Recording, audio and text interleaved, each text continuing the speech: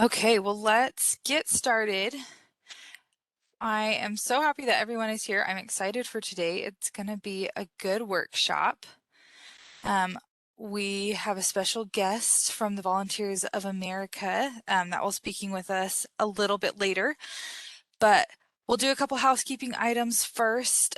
For those who don't know me, I'm actually Kirsten Philpott. I've been with Healthy Lifestyles for a few years now, but this is the first workshop that I have hosted personally, so I'm excited to be here with you guys. But we did want to just cover a couple up and coming events. See if this will let me. So tonight we actually have a winter walk. It'll be in Parley's Canyon. It's from 4 to 5 today. If anyone can join, we would love to have you. We also have our Mindful Monday coming up. So that will be next Monday from 12 to 12:15. And we would love to have everyone tune in. We also have a workshop. This will be next Thursday. It's about the attitude of gratitude. We'll also have a guest speaker for that one. And it will be great to kick off our Pictures of Purpose event. So this starts right now, anytime you guys would like. We want you to keep a gratitude journal and discover your purpose. December is all about discovering the purpose and meaning in life. And so we want you to keep a gratitude journal, record that, and as you have those experiences, as you think on what you're grateful for every day, take a picture of one of those things that you have found purpose in life, and then caption it and post it onto our Facebook page. And I can include a link to our Facebook page in the chat. But all of the submissions will be entered into a prize drawing for a chance to win a membership to the Leonardo Art Museum. And so we would love to have you guys participate in that. I do want to introduce our guest speaker. Her name is Amanda Christensen. She's the Division Director of Adult Homeless Services at Volunteers of America, Utah. She currently oversees the Geraldine E. King Women's Resource Center and the Homeless Outreach Program for Volunteers of America. Amanda's worked directly with individuals experiencing substance use disorders, homelessness, and mental health conditions since she joined Volunteers of America in 2008. And we are so excited to have her. So I am going to let her take over. I'm going to stop sharing my screen. And Amanda, if you'd like, you can hop on and start sharing your screen and we can get started.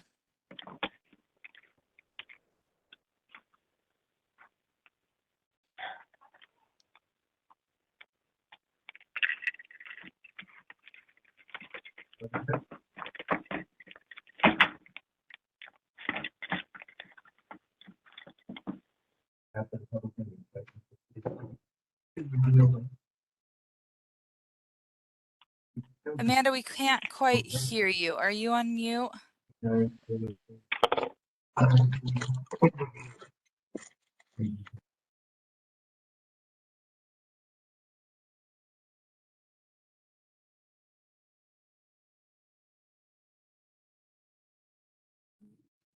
Okay, can you hear me now? Awesome, great. Well, thanks for welcoming me. I'm happy to be here to talk a little bit about homelessness and also to talk briefly about the services that I specifically oversee and we provide to those experiencing homelessness in Salt Lake County. So let's get started. I've never used this system, so okay. What is homelessness? So just to kind of do a brief overview of what homelessness is, many of our definitions come from HUD. So they're kind of federally regulated and a lot of times tied to specific service options. So something important to know. So homelessness is really any individual or family who lack a fixed, regular, and adequate nighttime residence. Individuals or families who lose their primary nighttime residence or are imminently going to lose their residence, so at imminent risk of homelessness. And any unaccompanied youth or family with children who are defined as homeless. This kind of gives a caveat to include some specific categories of individuals. And when I'm talking mostly about unaccompanied individuals, that means individuals who are not living with their guardian or parent. Individuals and families who are fleeing or attempting to flee domestic violence, dating violence, sexual assault, stalking, or any other dangerous or life-threatening condition that relate to violence against them or their family. Looking at Utah specifically, these stats are a little bit old from 2020, but looking at the homeless population, we had at that time about 3,000 individuals who are currently experiencing homelessness. Many of these numbers are based on what is called it's an annual point in time count. This point in time count is where we as a homeless services system and as a community record the individuals who are experiencing homelessness in shelter. So we'll do a count in shelter and pull that number. We also do an unsheltered count, which is about a 3-day count where service providers as well as volunteers go out into the community and conduct a short survey with individuals experiencing unsheltered homelessness. And really it's based on one night. So essentially if they were unsheltered that one night, then they would be put into our data for homelessness. It is not foolproof or perfect. We understand that because we have individuals who potentially are in the hospital that night or staying on a couch that night or or out of the area for that night or couldn't be located. And so it's not a perfect system, but right now that's what we do to kind of track and gather this data to be able to show how many individuals are experiencing homelessness in our state. That point in time count it's a federal requirement. So every single state does it at the same time, which is kind of cool. So that's where we're sitting that's where we're sitting in 2020. I will say that I think this number has increased in the past 2 years. As we know, the pandemic, rising housing costs and things like that, which we'll go into later, have impacted homelessness in our state. Total family households experiencing homelessness is 290. Veterans experiencing homelessness is about 114. Persons experiencing chronic homelessness is 688. And how we defined chronic homelessness is 3 episodes of homelessness within a 4-year period of time, or 1 full year of homelessness. 12 months of homelessness would make someone chronically homeless. And unaccompanied young adults experiencing homelessness, we're looking at about 194 in 2020. Individuals of students is about 13,000. Total number of unaccompanied homeless students, so this is, like I said, those individuals who are not with a parent or guardian, is about 2,400. Unsheltered is about 703. And shelters, we're looking at about 967 students. And then those who are staying in hotels or motels, kind of housing alternatives, 467, which is fairly typical for families. We usually see them either doubling up with family members or trying to use hotels and motels when possible, and or utilizing family shelter options, which is also there. Key factors. So from 2021, the state homeless report. Hey, Amanda, can I ask you a question? We had someone in the chat ask about the students. Who are the others that make up the 3,131 students? So that would be really, they're taking into account anyone who's doubled up in households. So say they don't have a specific residence, but they're staying with family and they are connected with potential resource officers, things like that.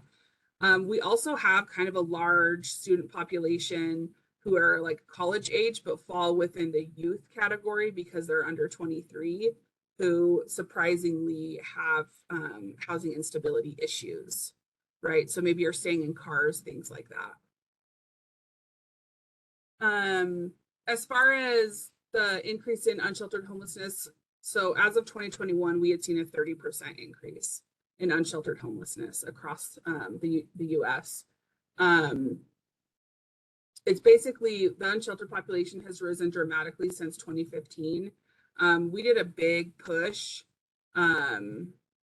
really prior to 2015, federally and locally, to kind of expand homeless services. And at that time, we had more funding that was going into creating permanent supportive housing placements and things like that. And we were really feeling like we were getting ahead. But that work kind of shifted, and we didn't see the same amount of funding or energy kind of being put into resolve homelessness. And since then, we have seen an increase in unsheltered homelessness overall. Individuals not living in families with children who were unsheltered in 2020, it was about 209,000. So that's individuals, not families specifically, which at that point was a record high number for us. And just kind of pointing out that every race, ethnicity, gender, and age group, except for children, is really being affected.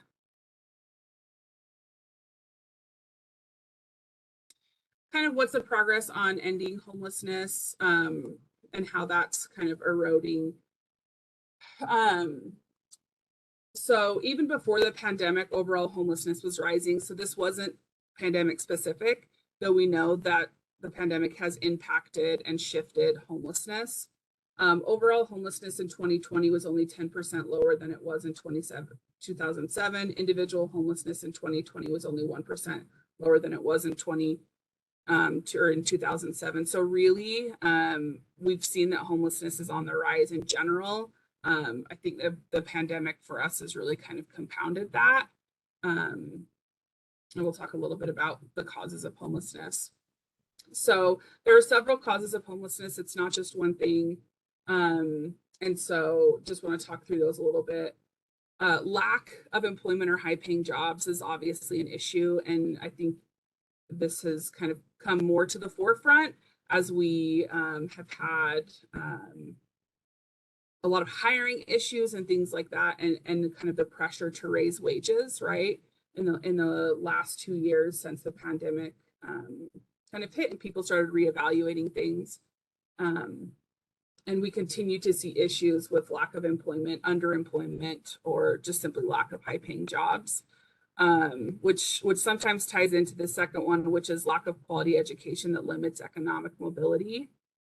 Those kind of are tied hand in hand, right? Discrimination, so racism, sexism, homophobia, transphobia, xenophobia, and religious persecution. Discrimination in general, obviously, is something that impacts and is a cause of homelessness. Discrimination against people with disabilities, and lack of affordable housing, which we'll talk more about because this is a huge one. Domestic violence, divorce. We have individuals who, lost a friend or family member, they passed away, and, that results in them entering the homeless system. Divorce, domestic violence, things like that. Lack of family or support system in general. And then medical bills or lack of medical care, lack of insurance that causes financial barriers and or inability to access treatment. One of the questions that I think is pretty huge here, especially when it comes to the current cost of living, and how we're seeing housing costs rise, but also just general inflation, is, and I'm not asking you to answer this out loud, but just thinking about how many paychecks you'd be able to miss. And so when we ask this, when we're presenting to a lot of groups, people are impacted by that, right? Because for some people, it's not very many. And so research from the Federal Reserve found that 4 in 10 Americans couldn't afford a $400 emergency. And 22% say they expect to forego payments on some of their bills. So they're regularly, struggling to make ends meet. And so when employment's impacted, or things come up, it's not that far off for some folks that homelessness could happen. Lack of affordable housing. So low wage workers are priced out of the market. This is something that is more real now than it was when 2 years ago, or in 2020 when this information was pulled. So typical rent for a 2-bedroom apartment in Salt Lake, this was in 2020, was about $1,200. So we have really seen that increase over time. So we still are having 1-bedroom apartments are fairly expensive, or I would say higher than 1,200 at this point, for most units. And if affordability is defined as paying no more than 1/3 of your income for housing, really those making 30% of the AMI are hit the hardest. So our low wage earners or workers are really already struggling. And so 70% of people pay more than 50% of their income on housing. And when you get up to 50% of AMI, we have 27% of people paying more than 50% of their income. So people are paying, more than half of what they make just to support their housing costs, which really puts them in a bind. If there's any loss of income, time off work, an emergency comes up, any of those things. In June of 2020 marked another staggering month for home prices increasing, showing a 30% year-over rise in median prices of homes sold across the state. We know that our market is hot and that homes are, have doubled in price in the last 5 years, which really makes it difficult, not just to buy a home, but also really drives up those rental costs, and puts people in a position where they're paying an uncomfortable amount for rent. So this is our state wage per hour kind of breakdown. So in Utah, the fair market rent for a 2-bedroom apartment, it's saying is about $1,051. In order to afford this level of rent, we know this is increased because this was, I think, also pulled in 2020 or 2021.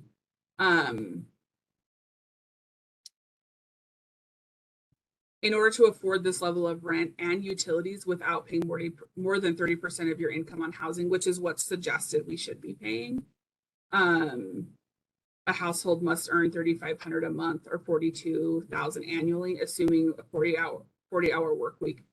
If you're assuming they're working a 40-hour work week, 52 weeks per year, this level of income translates to an hourly wage of $20.21 per hour.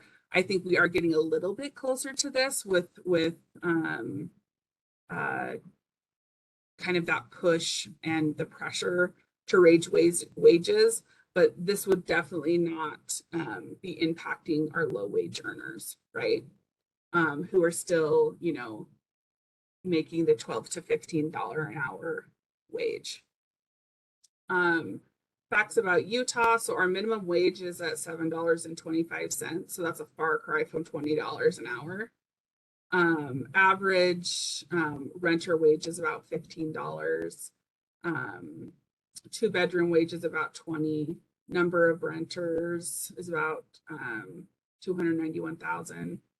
And then it kind of goes down to break down what counties, what the housing cost would be based on county. So say you are making the $7.25 an hour.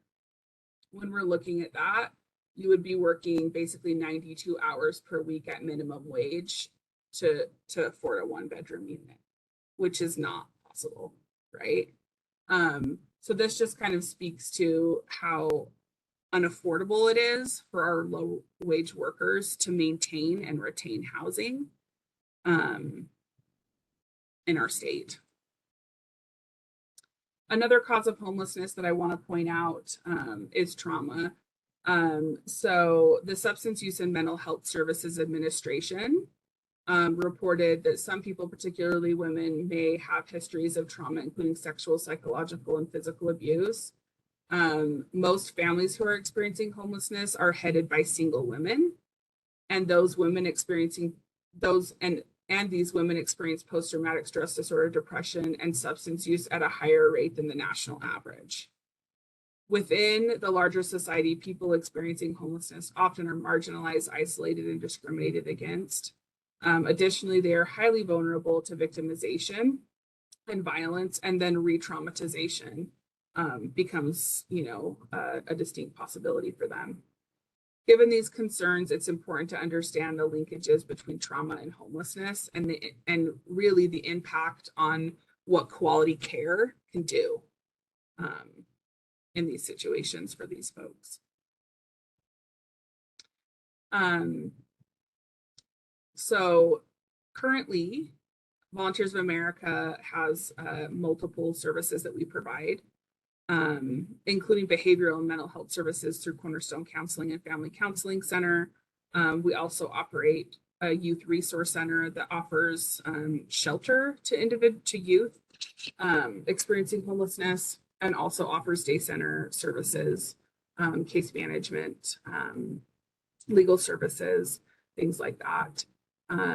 We also have detox facilities that specifically assist in detoxing from substances in connection to treatment, the substance use treatment, as well as the Geraldine 18 Women's Resource Center, which is one of the 3 homeless resource centers based out of Salt Lake County. So just a little bit about the Geraldine, which is what we operate. The Geraldine Resource Center provides emergency shelter and on-site supportive services to 200 women experiencing homelessness, helping them to resolve their immediate housing crisis and return to housing stability. Currently, our program is also operating a winter overflow to site as well as the other 2 HRCs. So we are currently seeing, we can see up to 250 women at our site for services just for the winter time, to help address some of the unsheltered homelessness issues and need for shelter in our county. The homeless outreach program, I think I saw Jessica on here as well, and Jessica worked with our team briefly. So I just want to shout her out as a part of some of the pandemic response. So the homeless outreach team, the goal of this team really is to locate unsheltered individuals throughout the county and assist them in resolving their homelessness by utilizing housing first and trauma-informed approaches. We really initially focus on building quick rapport with folks that are on the streets, providing those basic needs items if needed, and assisting them in identifying whatever their housing or shelter goals are and assessing what barriers they have currently. Our staff then link and kind of encourage them to utilize whatever community resource it is that matches that need or could help with assisting them overcome whatever the barrier is they've identified. That could look like anything from medical assistance to behavioral health resources, housing case management, anything to really ultimately help them exit homelessness and improve their quality of life. In this team, we have kind of multiple teams. We have some that are county-based, some that are in Salt Lake City specifically. Thanks, Jessica. And go out and engage individuals where they're at. The individuals who we work with have kind of various needs. And so really individualizing that care and figuring out how to meet them where they're at and address the needs they have in that moment. Some of the gaps and challenges we see to resolving homelessness or kind of making strides as a state to address some of these issues are really lack of deeply affordable housing. I talked a lot about some of the housing barriers that folks have and really the low vacancy rate that our state has. for housing. But we really, as a state, have to focus on deeply affordable housing, and housing that will accept individuals that have barriers, because the clients whom we encounter, the individuals that we encounter at times, will have things like credit issues or former evictions, and they have low income, and maybe can't meet the income requirements for specific apartments or units. And then also really figuring out as a system how to have really flexible barrier relief options to get people inside. So that's helping with things like application fees, address things like prior housing debts, assist with deposits, deposit assistance, and really some flexible funding options for folks to eliminate some of those barriers so that they can quickly get into housing. Quick access to shelter and treatment options when available, when the client is ready. So when we're working with individuals who are experiencing homelessness, I would say that many of them do have some sort of traumatic past or have experienced some sort of trauma in their past, because being homeless in itself is traumatic. We really have to capitalize on these short windows of opportunity that we sometimes get with folks when they're ready to enter, whether it's shelter or treatment or, receive, mental health supports, things like that. And so having that quick access and that pathway is pretty critical. There are limited housing subsidies.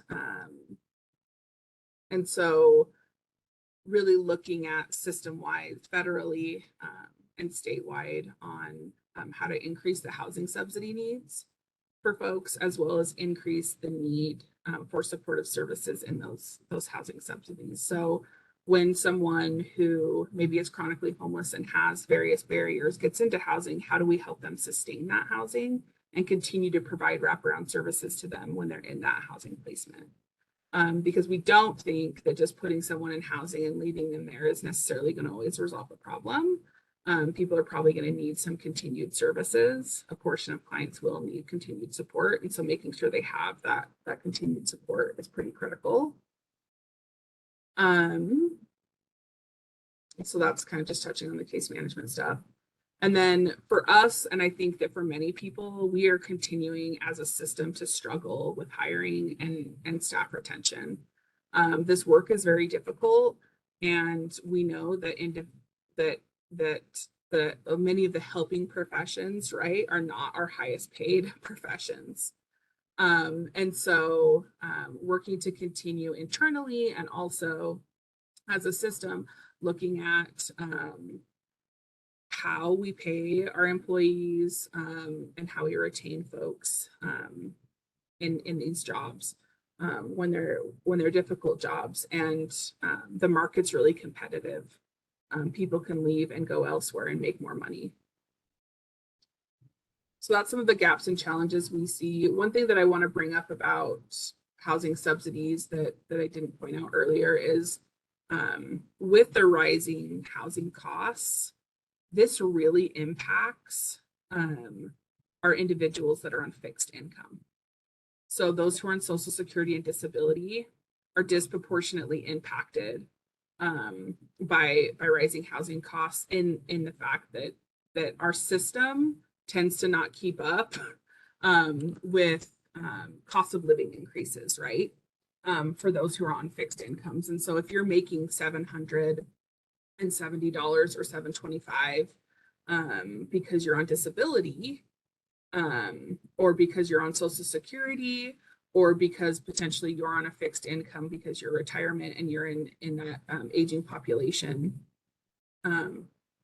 portion of folks, this becomes really difficult for them to be able to continue to pay more for everything, including housing.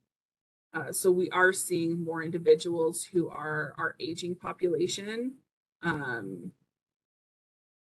enter into homelessness for the first time, because there's not options for them to stay in their current housing and maintain the rental costs. So that's something that I did want to point out as well, just because we have a good portion of individuals who are on fixed incomes, and it's really hard to find them this deeply affordable housing that they can sustain currently. Thinking about what is working. So when units and subsidies are available, really our system is utilizing those to our best ability. Like, we are creative about finding solutions and figuring out what works best for folks. So getting them off the streets, getting them out of shelter into adequate housing whenever those resources are available. And also building those connections with landlords as needed to try to, and maintaining those connections when we have access to those affordable units, because they are so limited. Maintaining a housing first focus and linkage to behavioral health and other critical services when possible. The homeless services system really does a great job of working with each other and connecting each other connecting clients and working with each other on really providing warm handoffs and coordination between services. So that's something that we are doing really well. We are very aware of what our resources are, and continue to kind of resource map regularly as new services and things come online, so that we can connect people to the most appropriate placement. Using a trauma-informed harm reduction approach, which is huge. Like, you have to be able to do this in order to work with this population, and retain good working rapport and having the client feel safe, and safe enough to continue to engage. We are continuing to grow the number of partnerships and stakeholders that are coming to the table to help address homelessness. So the Salt Lake Valley Coalition to End Homelessness is really open to the public. And so we have coalition meetings and task groups that have everybody from clergy to students to service providers to medical providers to our legal system that are really involved in these conversations around how best to address homelessness and figure out where our gaps are and the barriers are, and working together to try to solve these. And so I think now more than ever, we as a system are really, really trying to pull in and do a very holistic approach and pull in stakeholders who haven't been at the table before to help work through some of these issues and get people inside.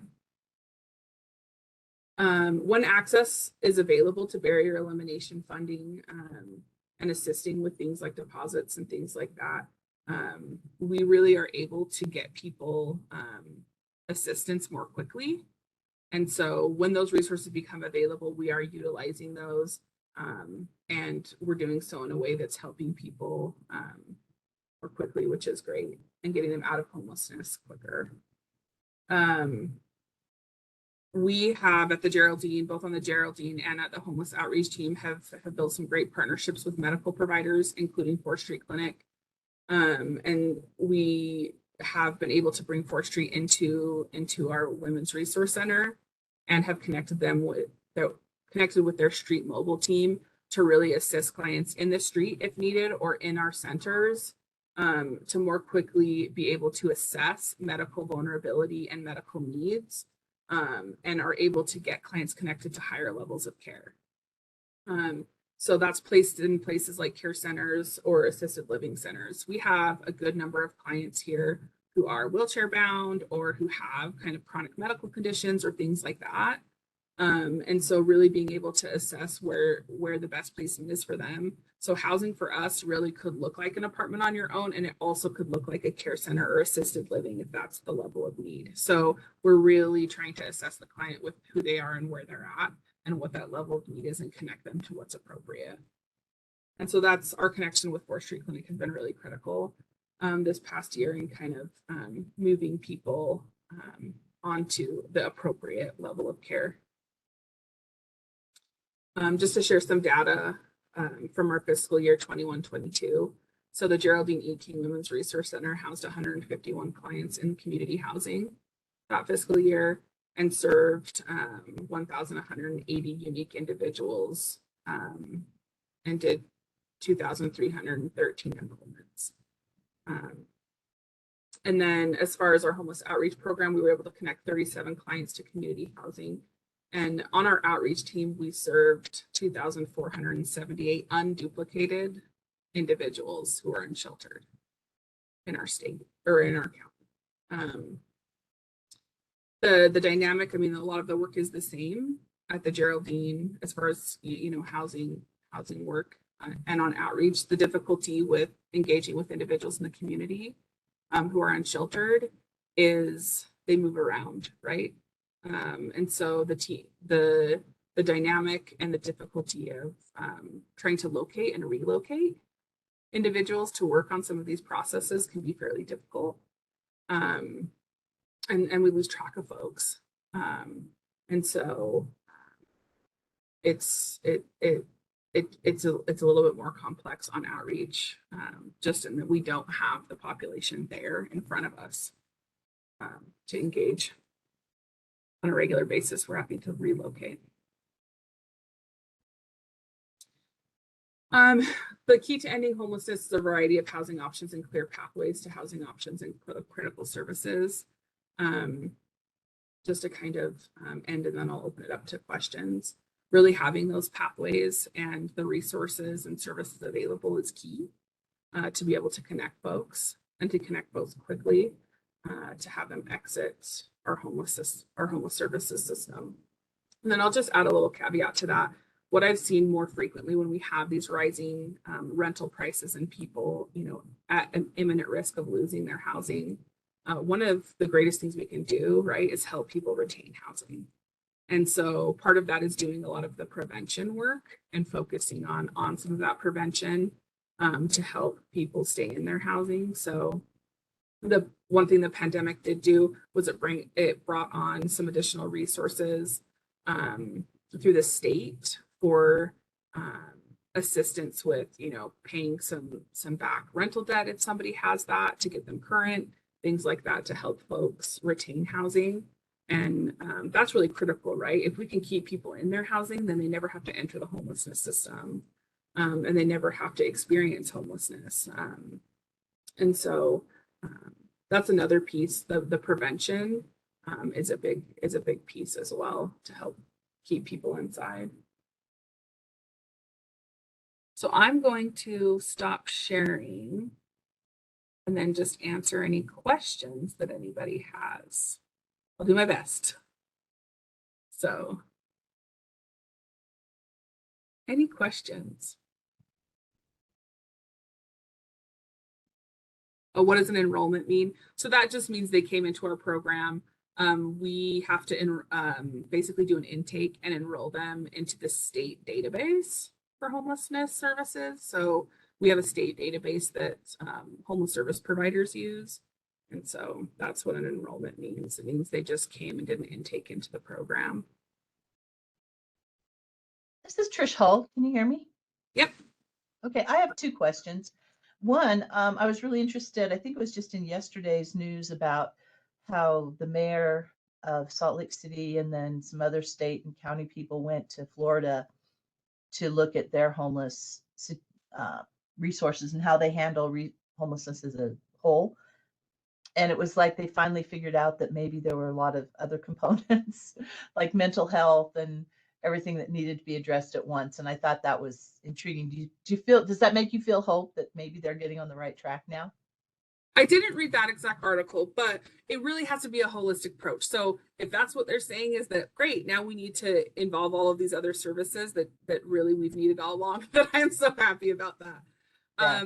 It really, because we are dealing with individuals, right, with all of these different individual needs, we really need to have access to a lot of different critical services to get people well, and to get people in a place where they can engage in some of these processes around being housed, and we can get people housed essentially, and help them maintain their housing, right? Yeah. So Yeah, I think that's great. I think we also need various housing options. There is not like a one size fits all for that.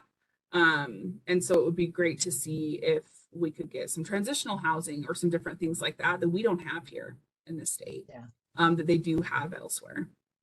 So speaking of that, I had a situation the other night and I felt a little frustrated because I tried to get, of course, whenever I have people who come up to me, they generally do it on a weekend after business hours, right? Like 6 o'clock at night. And so everybody is shut down. So there was a gentleman from Moab or somewhere who'd come up here, thought he had a place to stay, found out he didn't, came to the library and wanted help.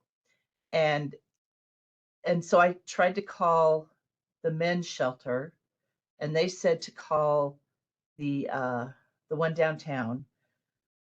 Anyhow, they give you that one number we're supposed to call, right? 99 number. It's like 999 Yeah, whatever 999 that one or is. something. Yeah. And when I called that, they never answered. No, they I got a machine, and then it said wait, and then it hung up on me. So Mm. I was never able to get through. And so I'm wondering what are our resources? Who can, like, and it was a transitional situation, right? Is there a Travelers Aid Society that's open at night? Is there some 24-hour place that we can call when we get these calls on Saturdays or late at night, 8 o'clock on a Monday night or something? Who can we call to get help for people? Yeah, so really it is that 990 number.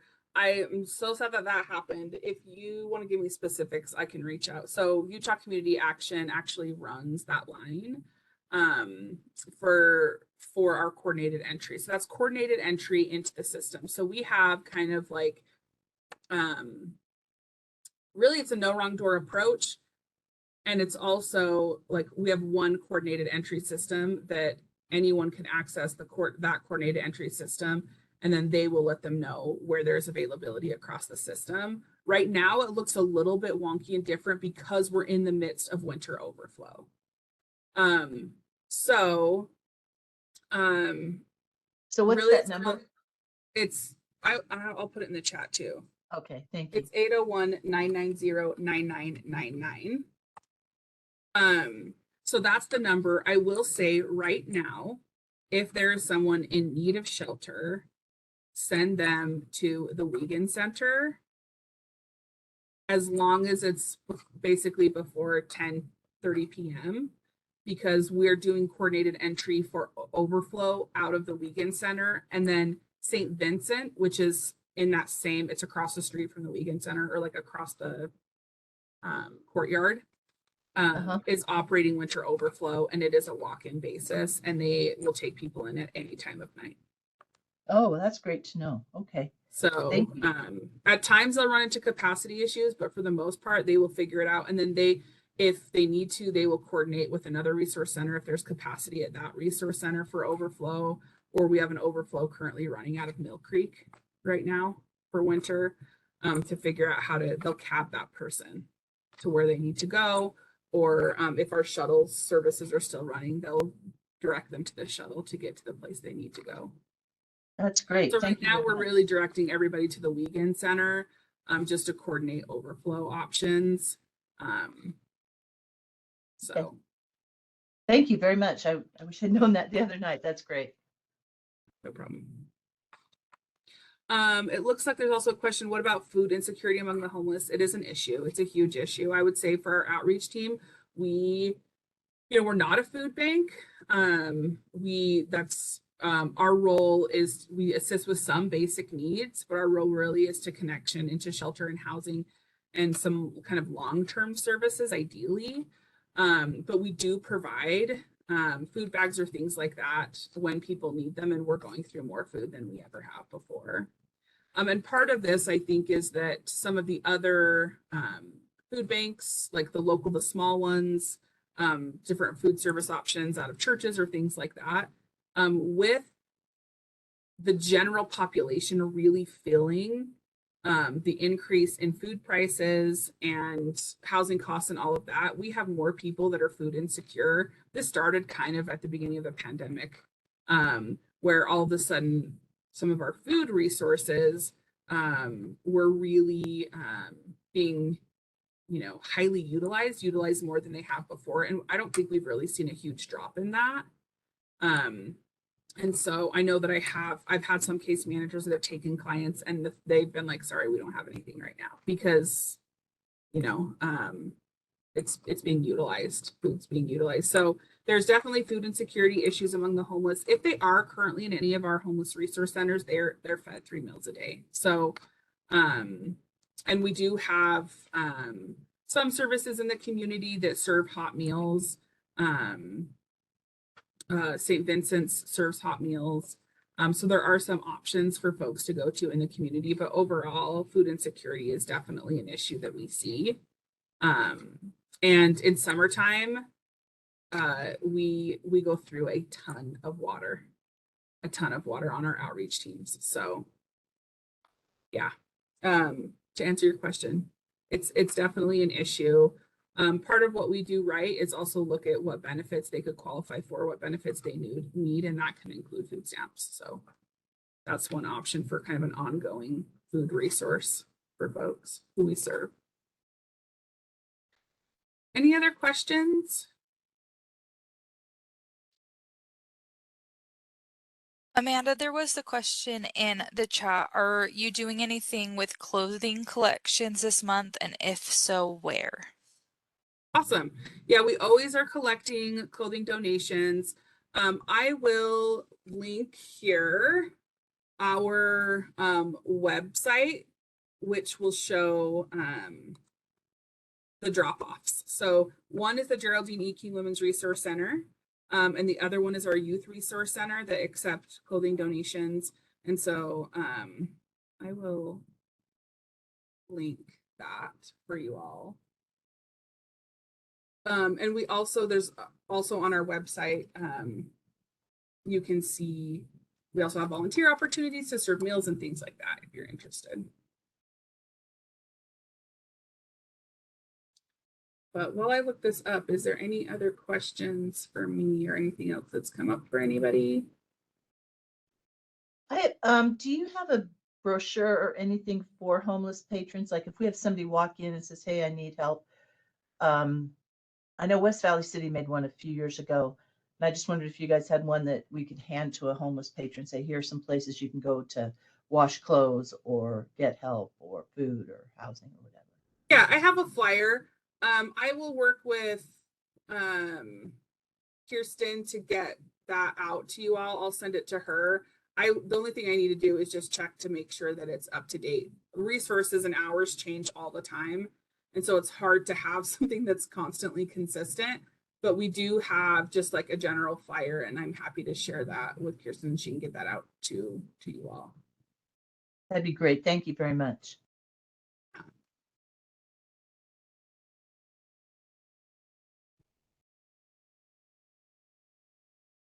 I just shared our link for donation, and I will also share our link for volunteer opportunities if you're interested in that. Thank you, Jessica. So great. Well, perfect. Thank you so much for your time, Amanda. That was just perfect. It was informational and everything that we needed to know. And we appreciate all that you do with Volunteers of America. It's truly incredible work that you all do there. We did put in the link for you guys to receive points for healthy lifestyles. Just click on the link for that. But other than that, we hope you guys have a great day. Thank you so much for joining us.